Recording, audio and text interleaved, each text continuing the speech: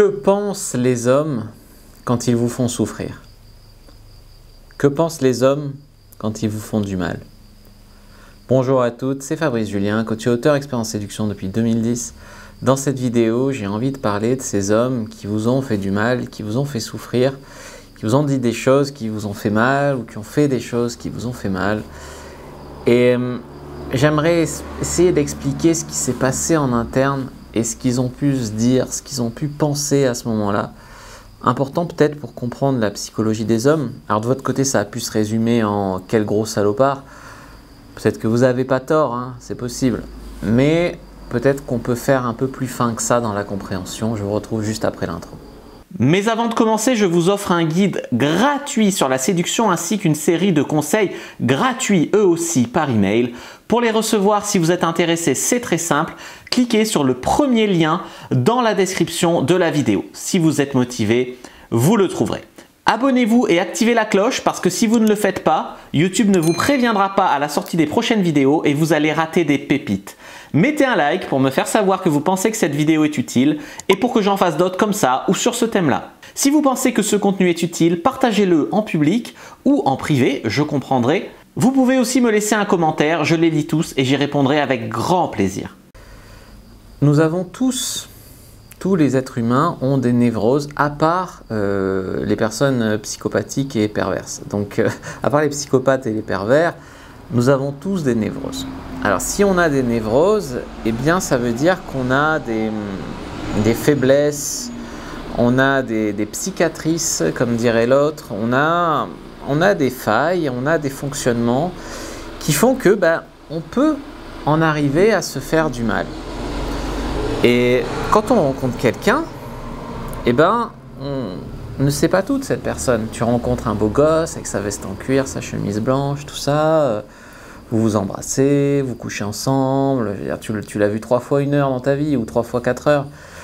Et tu as l'impression que ça peut être l'homme de ta vie, etc. Qu'est-ce qui fait qu'au bout de 3 mois, tu peux encore découvrir des choses? Parce qu'au début, le mec, il se tient bien, il fait des efforts, il te montre que les belles parties de sa vie, et c'est normal, tu fais sans doute la même chose. Et après, plus on se rapproche, plus on se découvre en vérité.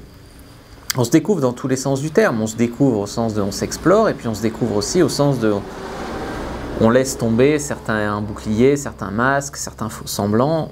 Et là, on peut découvrir que l'autre qu'on idéalisait, parce qu'on avait une vision parfaite de lui, finalement, il a des peurs, des insécurités qui peuvent résonner avec nos peurs, nos insécurités. C'est simplement l'intimité qui fait ça.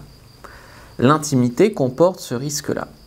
Et quand on a une faiblesse, quand on a une psychiatrice, c'est-à-dire une cicatrice venant de l'enfance, je ne sais pas, rejet, abandon, trahison, l'enfance ou un ex, ou peu importe, on a une cicatrice psychologique et l'autre appuie dessus, et ça fait mal. Ça fait mal. Mais l'autre, il peut ne pas faire exprès d'appuyer dessus, tu vois. Et parfois, quand l'autre appuie dessus accidentellement, je sais pas, je te prends l'exemple d'une personne qui est morte de trouille de l'abandon et le mec, il a 1 heure de retard au rendez-vous, elle lui pète un plomb dessus. Peut-être qu'il avait ses raisons d'être en retard. Hein. Je ne suis pas pour trouver tout le temps des excuses au mec, mais dans ce cas-là, admettons qu'il a été retenu au boulot par son patron super lourd. Et qu'il a 1 heure de retard et qu'il arrive et que elle, ça lui a fait mal, hein, elle a cru qu'il allait l'abandonner. Et du coup,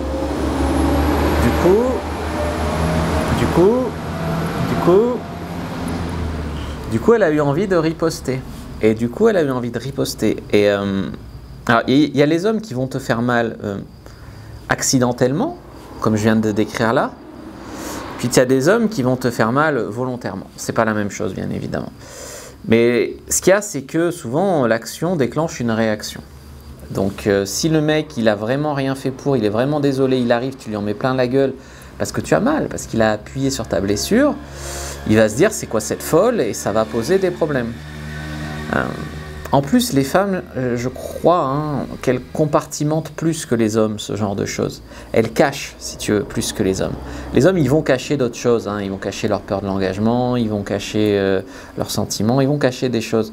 Mais la femme, elle peut être blessée au plus profond d'elle-même et avoir une colère froide là.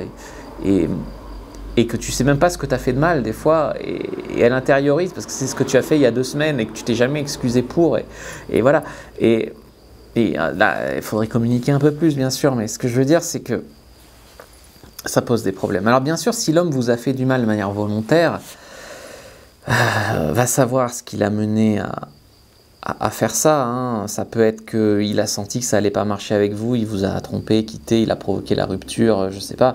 Des fois, il a provoqué le fait de se faire larguer et puis il pense j'ai fait ce qu'il y a à faire. Voilà.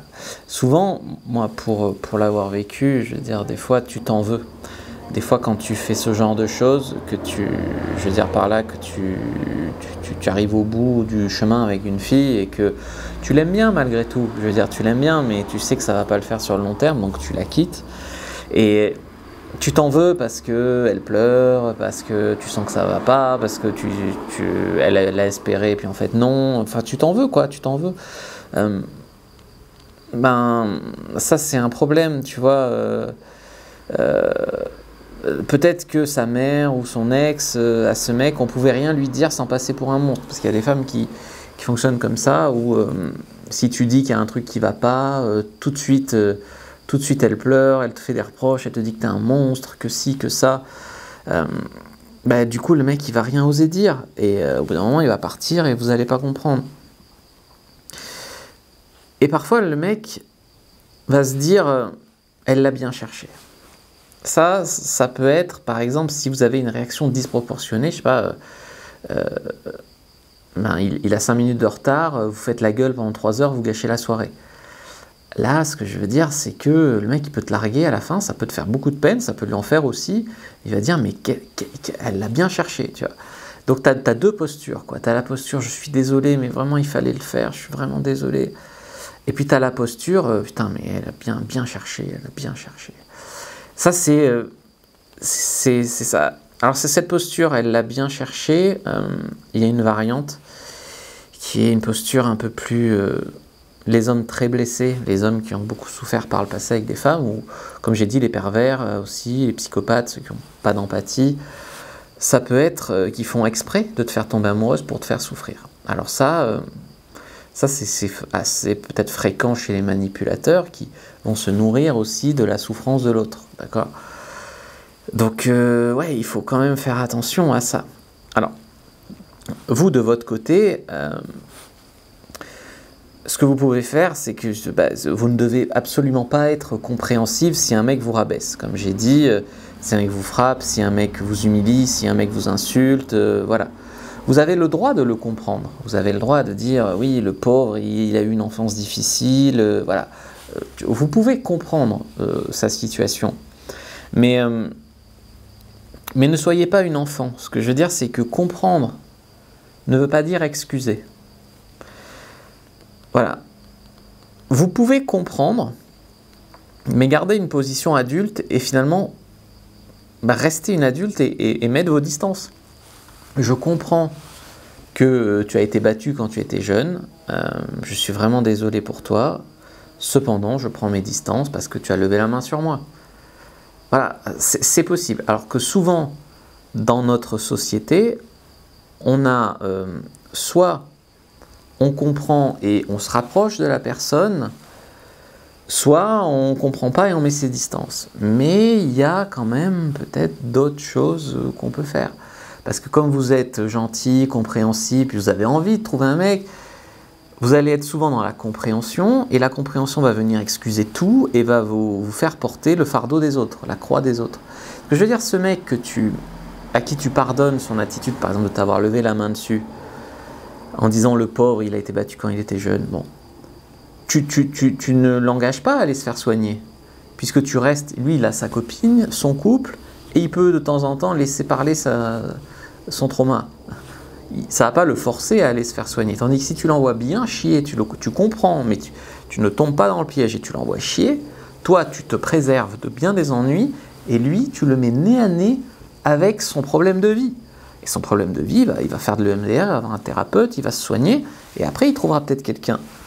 Mais rester dans cet entre-deux, c'est punir tout le monde. Voilà les amis, j'espère que cette vidéo vous aura appris des choses. Si c'est le cas, n'hésitez pas à me le faire savoir dans les commentaires. Moi je vous dis à bientôt et que le dieu de la séduction soit avec vous les amis.